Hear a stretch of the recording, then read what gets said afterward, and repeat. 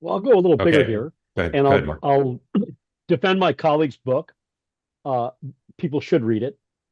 One of the things you'll find in there is how the Biden family covered up the brain tumor problems that Beau Biden had. They had a doctor release a clean bill of health letter in February of 2014 after Beau Biden had surgery. 15 months later, he was dead.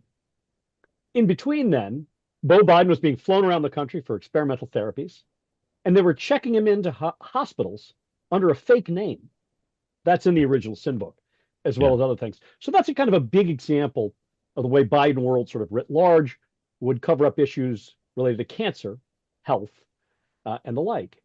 And then obviously, while he was president, there were just a number of cases where you had the Biden operation were sort of constantly coming up with these sort of cockamamie ways of hiding the fact that President Biden was deteriorating. For instance, people noticed he had a very stiff and unnatural looking gait, the way he was walking. So the solution of some of these PR spin meisters was like, let's just have a bunch of people surround him, like kids playing soccer around the ball. And that way no one will notice. And they had these sort of different solutions to sort of hide from the fact that everyone was seeing. And if I were attentive enough, I would remember the quote from Orwell about how the party's final command was that you deny what you see and what you hear.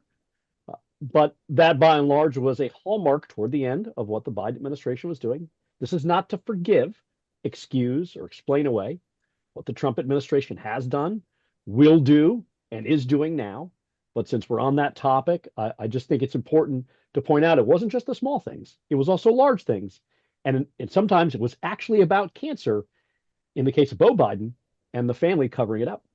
Yep. So let me say two things, one or three things. One, President Trump and his administration are not truthful. They lie on a regular basis. And that was true in the first term, too. Two, the credibility of the Democratic Party, as we've said here many times, must be restored to an extent that people will listen to them. And this incident is of a piece with the practice of the Bidens over many years. That was a delicious video experience. I think you'll agree. Now, what you need to do in return for getting to enjoy that is hit the subscribe button, be part of the two-way community, never miss a thing.